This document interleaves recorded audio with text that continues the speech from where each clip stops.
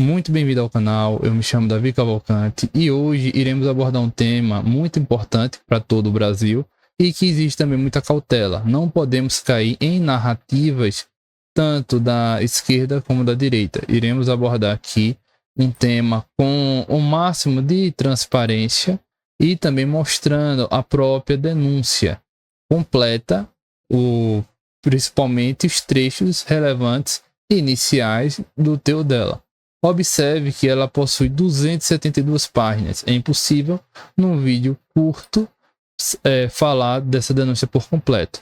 Eu estou apresentando a vocês exatamente o que foi disponibilizado pelo ministro Alexandre de Moraes. Ele quebrou o sigilo, que estava nessa fase daí de apresentação de denúncia, estava sob sigilo, para não ter nenhum vazamento, também não ter interferências a respeito da investigação. O primeiro ponto relevante a ser dito é o seguinte: aqui a gente está falando muito de Jair Bolsonaro. O Jair Bolsonaro foi indiciado, ele vai ser preso, esse tipo de situação. O que é importante destacar é que não foi só o ex-presidente Jair Bolsonaro indiciado, foi ele e uma gama de pessoas que supostamente estão envolvidos com essa trama golpista, de acordo com o procurador-geral da República que protocolou essa denúncia. E Jair Bolsonaro é apenas mais um desse indiciamento. Lembrando o seguinte: essa denúncia ela é feita, mas depende da aprovação do próprio judiciário, se ela tem fatos relevantes e respaldado suficiente para seguir o processo penal. Adianto a todos vocês que nessa denúncia ela foca muito o que foi dito contra o ministro Alexandre de Moraes. É muito improvável que o ministro ele diga que essa denúncia não tem relevância e faça ela ser arquivada. Principalmente que estamos no ano 2025, um ano pré-eleitoral, e que essa denúncia daqui irá, a depender como for trabalhada, causar um estrago político à imagem de Jair Bolsonaro. Isso daí também tem um cunho muito político no Brasil, principalmente na situação atual. O presidente Lula ele está fragilizado, não está fazendo um governo que está satisfazendo a população brasileira.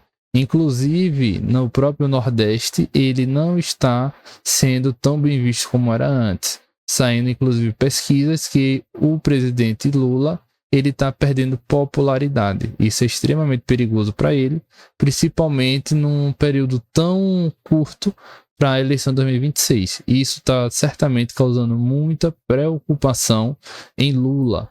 Por isso que essa denúncia ela é perfeita para servir de uma cortina de fumaça e também para tirar o foco do que está acontecendo no Brasil como um todo. E lembrando que essa data da denúncia foi uma data estratégica. Uma data, digamos assim, bem conveniente. Ela foi antes do carnaval, para dar aquele tumulto e depois o pessoal já ir no clima de festa. E também foi antes da manifestação que está sendo planejada pela direita, no dia 16 de março de 2025. Aí, diante disso daí, foi algo estratégico que foi feito em uma data bem importante a ser protocolada também essa denúncia. Aí, fazendo essas considerações, iremos apontar os principais pontos.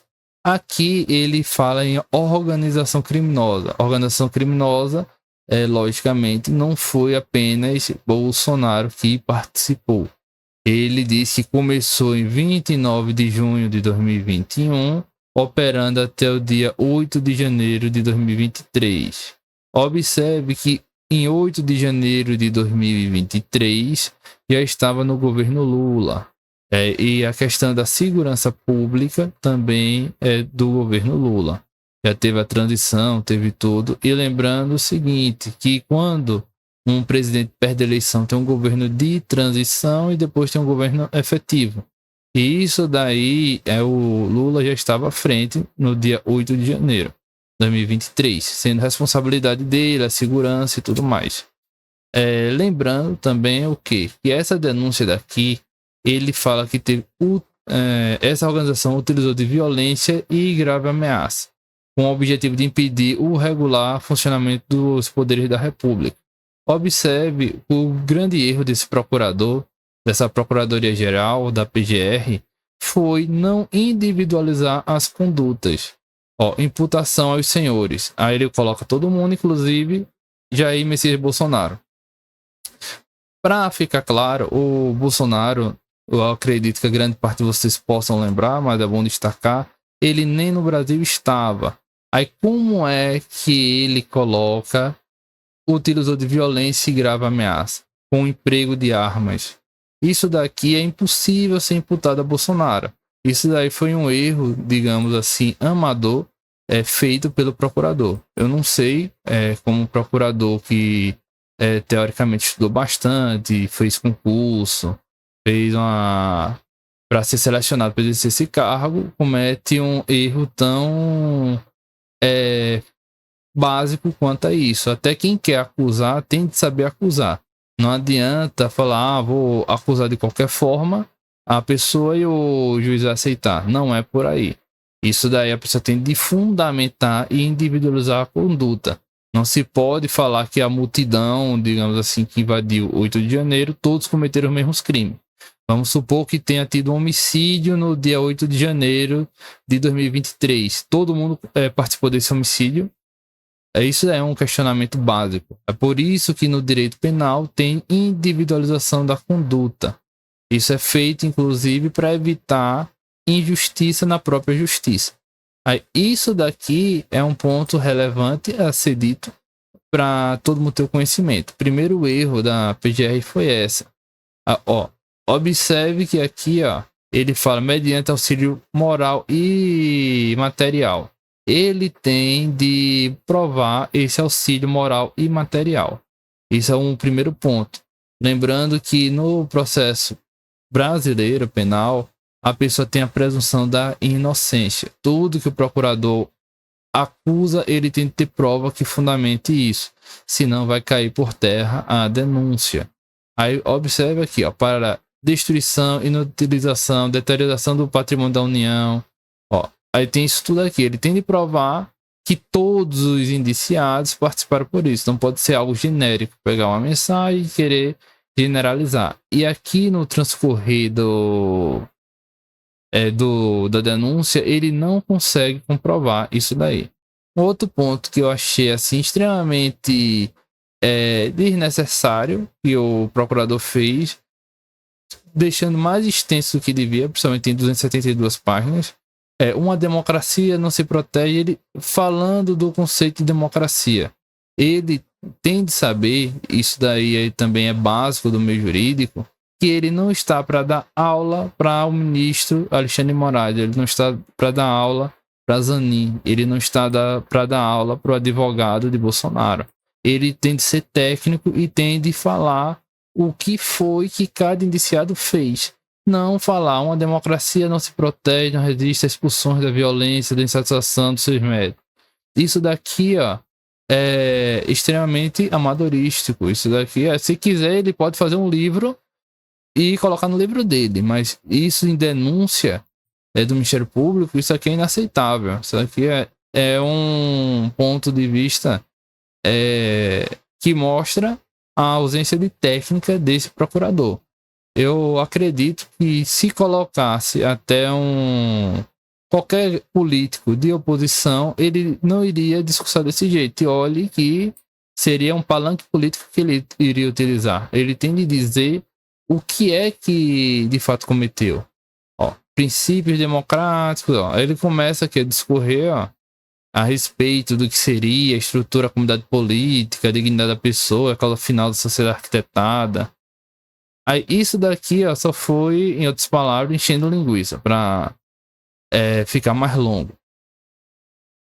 Aqui ele volta a falar, depois de não sei quantas páginas ele começa.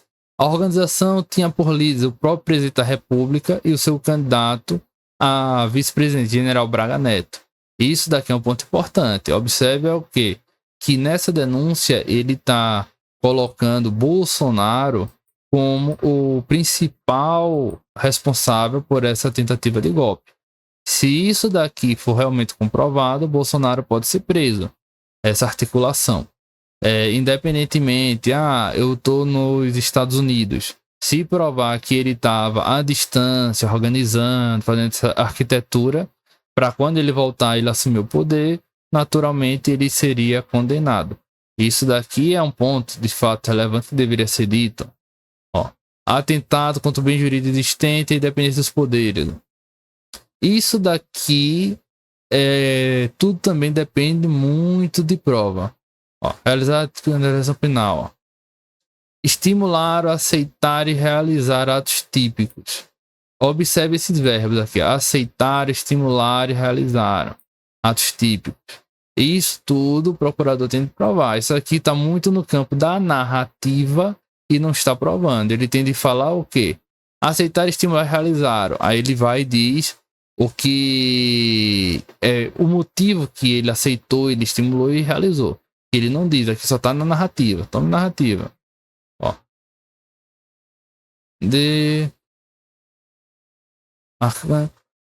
Tendo à frente o então presidente da República, Bolsonaro, não deixar o poder ou a ele retornar pela força ou ameaça exercida, contrariando o resultado apurado da vontade popular nas urnas. Isso daqui já está direcionado àquela questão que Bolsonaro criticou muito nas urnas eletrônicas, falando que não era auditável, a questão da fraude e tudo mais.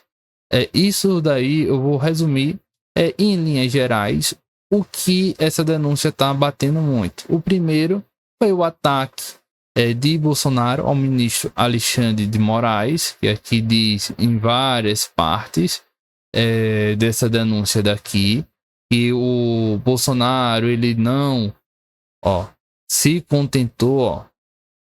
Essa escalada ganhou impulso mais notável quando Luiz Inácio Lula da Silva, visto o mais forte contentador da disputa 2022, tornou-se elegível em virtude da anulação das condenações criminais. Isso daqui é extremamente compreensível, uma pessoa ficar insatisfeita com a decisão do STF e manifestar a sua insatisfação, principalmente que ele foi prejudicado direto, já que o principal candidato à eleição dele foi tornado elegível com essa anulação, que inclusive foi muito questionado no Brasil como um todo. Aí isso daqui começou a desencadear o atrito entre executivo e judiciário, que é notório em todo o discurso de Bolsonaro ao longo desse período. Aí, resumindo, o que essa peça acusatória está focando? Primeiro, o ataque de Bolsonaro ao ministro Alexandre de Moraes e ao STF, o descontentamento de Bolsonaro pela decisão do STF de derrubar todos os processos contra Lula e tornar Lula elegível, falar mal das urnas e tentar procurar fatos que comprovem a falha nessa urna eletrônica. Bolsonaro tentou isso daí, conforme os documentos que ele apresenta nessa denúncia, mas o simples fato de questionar se uma urna pode ser auditável ou não necessariamente está abolindo o Estado Democrático de Direito, está atacando a democracia. Isso eu vejo como um meio da justiça eleitoral provar que ela é eficiente e que a urna é confiável, não que é uma abolição do Estado Democrático de Direito que está atacando a instituição. Isso daí seria uma oportunidade boa para comprovar a confiabilidade, conforme foi dito várias vezes pelo próprio STF, mostrando documentos e tudo mais. Não se enquadraria isso, é mais uma forçada de barra do procurador. Outro ponto também que é dito é o que foi muito utilizado mídia social para criticar o STF e a urna.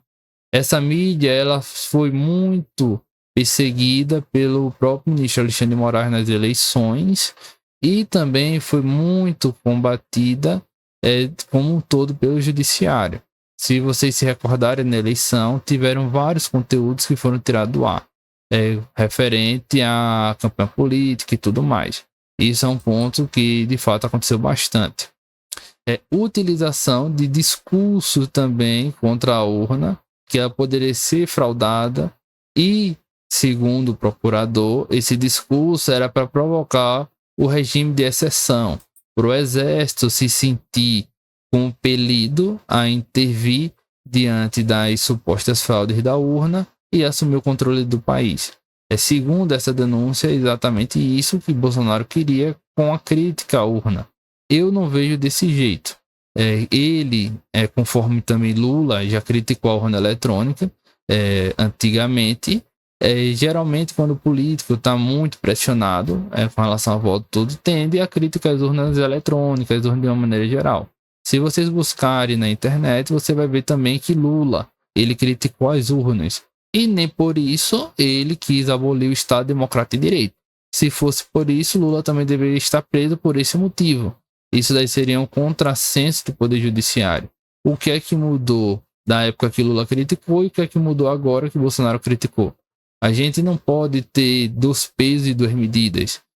Porque Bolsonaro criticou Alexandre de Moraes, eu vou ter uma decisão mais rígida contra ele. Isso daí é errado, isso daí não é imparcial. E se um juiz pensa desse jeito, ele deveria se declarar impedido e colocar outro juiz para julgar.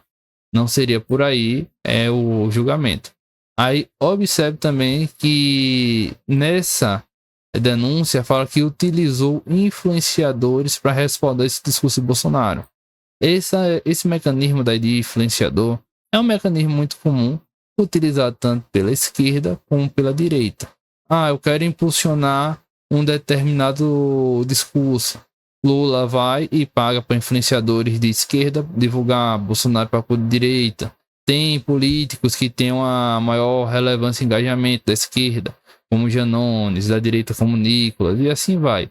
Isso é um mecanismo que está em voga da atualidade. Não podemos marginalizar isso e criticar esse tipo de comportamento. Aí isso também se perdeu. Aqui eu noto que esse procurador ele está com muita ânsia para condenar Bolsonaro e muitas vezes utilizando coisas muito frágeis e sem respaldo de base. Aí isso, querendo ou não, é bom para Bolsonaro. Se ele tem um fundamento fraco num judiciário imparcial, ele seria absolvido. E se ele for condenado, vai dar panos e respaldo para Trump querer intervir aqui no Brasil. Isso é causar uma instabilidade política muito maior. Por isso que essa denúncia do procurador eu achei muito irresponsável ser feito desse jeito. Se ele quer acusar como estava com muita responsabilidade nas costas dele, ele deveria fazer com maior cautela, com maior zelo e fundamentar corretamente. Na minha opinião, se ele consultasse uma equipe jurídica boa mesmo e tivesse boas provas, seria bem mais fundamentada essa denúncia. Eu estou aqui apresentando para vocês algumas páginas e pode ver que o vídeo já está ficando longo. Aí por isso que eu peço que vocês comentem, compartilhem e a depender do que vocês comentarem, eu posso fazer vídeo específico sobre cada parte. Tem os kids pretos que ele cita nessa denúncia e assim vai. Mas como já é um conteúdo muito longo, eu não posso me estender muito. Mas o resumo geral da ópera é esse. Aí eu peço que todos comentem, compartilhem esse vídeo para chegar ao maior número de pessoas e também para estar ciente a respeito do conteúdo até de maneira geral, para também não ser influenciado por notícias equivocadas e também recortes dessa denúncia. Muito obrigado a todos e até a próxima.